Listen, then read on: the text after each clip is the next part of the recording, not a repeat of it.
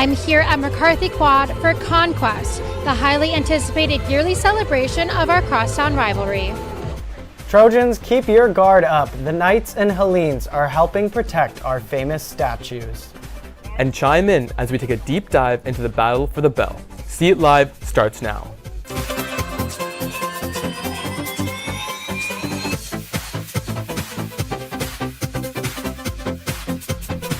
Happy Rivalry Week, USC. Conquest is just getting started at McCarthy Quad. Hi, I'm Reid. And I'm Neel Amarnani. Reporter Liv Kelleher is there to show us how Trojans are showing school support before the big game. Tonight's pep rally and concert are going to be electric. There's an amazing lineup of food vendors, there's games, there's a Ferris wheel back there, there's a bouncy house, and of course the stage for live music. The evening is even ending with some fireworks. Everyone here is preparing for a big crowd of USC students and alumni. The performers just completed their sound check, the doors are about to open, and vendors are putting the final touches on their setups.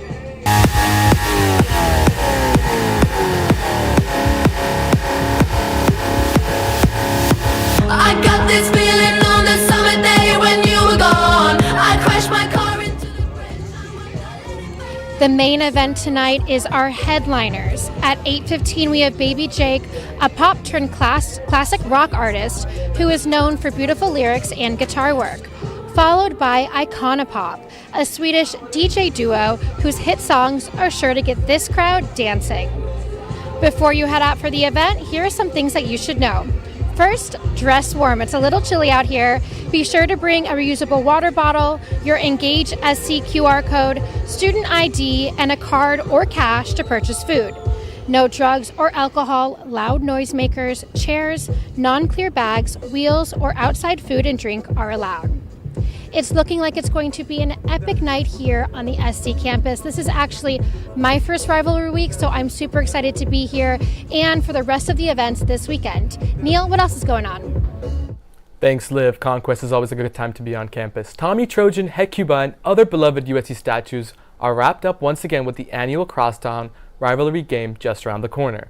The Trojan Knights have stood guard every day of rivalry week for decades. Yesterday we had the rain, it was very bad, rainstorm. It was nice spending time with everyone all really close together, under covers or blankets, just still there for that common goal, which is to watch Tommy Trojan. When they're not guarding their statues, the Trojan Knights and Helenes do bonding activities like playing cornhole, arts and crafts. The Trojan marching band paid a visit to both statues last night. At night when the rain was kind of dying down and they came over and everyone was here because we had just had our meeting as well, and everyone was everyone was really anticipating them coming, and I think it really lifted everyone's spirits. A new university ban on sleeping overnight means that during their 24-hour shifts, no napping or no lying down is allowed. It sounds pretty tough, but to some students, there's more than just the game at stake, because whichever school wins gets to keep the historic Victory Bell. And the Trojan Knights are also tasked with protecting the bell and conserving its history. The Knights eat, sleep, and live next to Tommy Trojan and the bell 24/7 during Conquest Week. The Victory Bell is often shown off at major USC sporting events and is sure to grace the Coliseum field this Saturday. The bell piece itself was originally on top of a locomotive, and at some point the UCLA Alumni Association purchased it and then gifted it to the student body of UCLA in 1939 as sort of something that they would bring after touchdowns, that sort of deal. And then in 1941, 6 Trojan Knights, the organization we're representing today, stole the bell from them and hid the bell for about a year until November 1942, in which an agreement was made between the student body presidents at USC and UCLA to make it the rivalry trophy given to the winner of the football game. Since the tradition started in '42, USC has racked up 45 wins. UCLA has 33 wins and 4 games ended in a tie. The Victory Bell is held in a secure facility that's jointly run by the Trojan Knights and USC, and it's scheduled for another maintenance checkup later this week. The USC and UCLA Naval ROTC programs will also be playing their annual rivalry flag football match, the Blood Bowl, tomorrow evening at Bryant Kennedy Field. The tradition dates back to 1985 and is dubbed the Blood Bowl for the often rough and passionate play by the competing teams.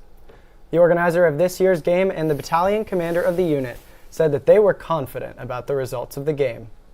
Pretty competitive, scraped knees, banged heads, all that sorts. After the game's over, everyone comes together and celebrates the event, but leading up to it, everyone's looking forward to it, wanting to play on the team, looking to support from the sidelines. All aspects are full force. I will definitely be cheering from the sidelines the loudest. I definitely will be riling up the troops and getting them ready to put up a good fight. I'm confident in my team, so I think we'll take home the victory, no problem. Superstition says that the school who wins the Blood Bowl will also win the football game. But that hasn't been true in the last 2 years. Since last year, UCLA was victorious during the Blood Bowl game, but the Trojans won the football game. In 2021, USC's ROTC came out on top, but the Bruins won the football game.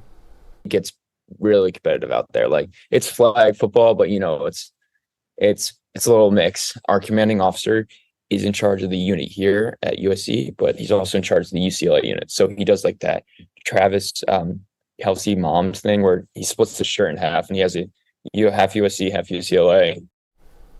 The game will take place at 6 o'clock tomorrow at Brian Kennedy Field. There's another crosstown battle that is fought out in flag football. Journalists are joining in on the rivalry. The Daily Trojan and Daily Bruin are going head-to-head in a game tomorrow. The rivalry between USC and UCLA is not only between athletes. Both news outlets are out to prove who is better in media and on the field. One of the Daily Trojan senior editors says the team has been extensively training for tomorrow's game. Blood Bowl. It's the good versus the bad. This has been a long-standing tradition between the two newspapers. There's a curse in that the winner of the Blood Bowl, their team loses the football game. But obviously we're trying to reverse that tradition this year. Last year in the game, we took a close loss. I know we're going to win, too, because I did my scouting report, and I know they're a little on the shorter side. We definitely have the bigger bodies.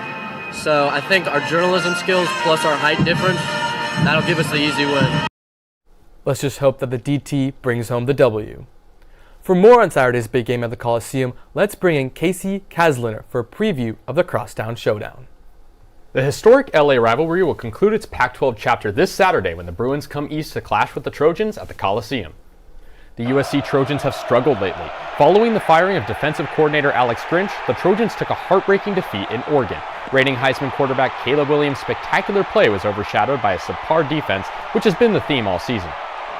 The UCLA Bruins started out hot but have massively regressed in the latter half of the season. The Bruins are coming off consecutive losses to Arizona and Arizona State. The Bruins showing against ASU was embarrassing. UCLA's once great offense only put up a measly 7 points. Quarterback Ethan Garbers is coming off an injury but is expected to play, and head coach Chip Kelly is expected to be fired after the game, according to multiple reports. USC has played one more game than UCLA, but both teams' records tell the same story of starting out strong and then massively declining. The Bruins sit at 7-4, while the Bruins are 6-4. UCLA and USC are simply opposites of each other. UCLA's offense struggles to put up points, while USC's defense allows far too many. Like last year's matchup, I think this game will be a close one, but the Trojans will come out ahead in a high-scoring shootout, 42-33. Be sure to catch the Crosstown Showdown this Saturday on Caleb Williams' 22nd birthday at 12:30 on ABC. Back to you, Jack and Neel. Thanks, Casey. Many students are also looking forward to a football favorite game activity, Tailgates. A 12:30 kickoff time means pre-gaming starts extra early this weekend. I'm a part of the radio station, KXSC, and they're having a little tailgate for some of the members that's partnered with UCLA's radio stations. I'm not a hater of UCLA. I think it's fun to be part of the rivalry. But I'm not against hanging out with them. There's cool people there. There's cool people here. So honestly, we usually just blast Nicki Minaj in my apartment, and then we all just get real hype. And I just feel sexy and cool. So when we all just do our makeup and we're just kind of all dancing around while everyone pre-games, and we sometimes we'll invite maybe 2 or 3 friends while we're doing all that. Usually we go to the frats really late, but we're probably going to leave no later than 12 for 12:30 kickoff because we want good seats. Even though the two LA-based schools are battling it out this weekend, fraternity and sorority chapters from both USC and UCLA are coming together for joint tailgates on Saturday. A lot of the fraternities will invite different fraternities and sororities from UCLA to come and tailgate before the game. So definitely expecting to head to some of the tailgates on 28th Street on the row. People would think we would be fighting, yelling at each other because of this decades-long rivalry that we have. But what's really happening on Greek Life and the Row is we have joint tailgates with both USC and UCLA fraternities and sororities. So it's actually a time where we're coming together, celebrating our two amazing schools, and getting ready for the big game. With an early game, there still will be plenty of time to celebrate if the Trojans win the Crosstown Showdown. Now, crossing enemy lines during rivalry week might be taboo, but some students don't have a choice because they're family. This weekend's game carries a special weight for USC students with Bruin family members. With the universities playing tug of war for the title over the past 3 years, family bragging rights are the stakes.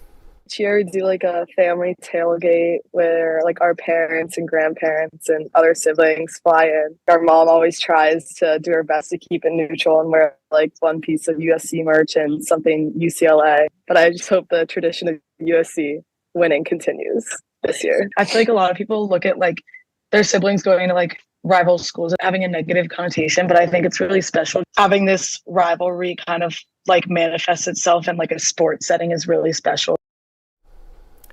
Some students have the unique experience of being both a Trojan and a Bruin. A graduate student at USC Thornton School of Music did her undergraduate years at UCLA. When I found out I was going to USC, I like immediately bought a USC bumper sticker on my car, so I have like both, which I think is so interesting. And people ask me about it all the time, and like, you know, like, oh, which side do you prefer? And I'm like, I feel like I can't really choose sides. Like, I just love them. I love both. I love both schools equally for different reasons. While she tries not to be too biased, Sophie did say that USC has the cooler mascot, which we all know is true. Let's go back to Liv Kelleher and McCarthy Quad with more on one of the openers for tonight's concert. So the gates just opened here. The crowd is starting to trickle in. Pretty soon the opening acts are going to come in and start to warm up this crowd. I actually had a chance to speak with one of the opening performers earlier today who gave us a sneak peek of her performance. But those who crash and burn or those who started a flame, those who fall down are the ones who took a leap of faith. Star-crossed skies just put the stars back into your eyes. I think I'm gonna be alright. So I'm a senior music industry major here. I like to describe my music as if Taylor Swift and Jackson Brown had a baby. Can you give us a little idea of what we can expect out of your performance? Yes, so I'm going to be singing 2 songs. One is a cover of a few songs that I know everyone will recognize. There might be some Taylor Swift in there. It's sort of a mashup of a few different songs.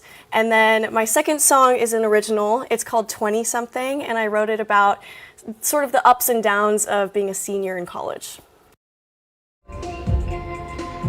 Ingrid really is amazing. I cannot wait for her set tonight and for, of course, the headliners and other performers. If you haven't gotten your tickets yet, there's still time. You can register for the event up until 10:30 p.m. Visit at USC Concerts on Instagram for more information. Jack and Neel, back to you. Thanks, Liv. I may have to register myself. Now remember, Trojans, don't ruin your life. Vote or root for SC. Thanks for watching See It Live. From everyone at Annenberg Media, I'm Jack Reid. And I'm Neel Amarnani. For more coverage, watch and subscribe to our YouTube channel at youtube.com/Annenberg Media. Good night and fight on.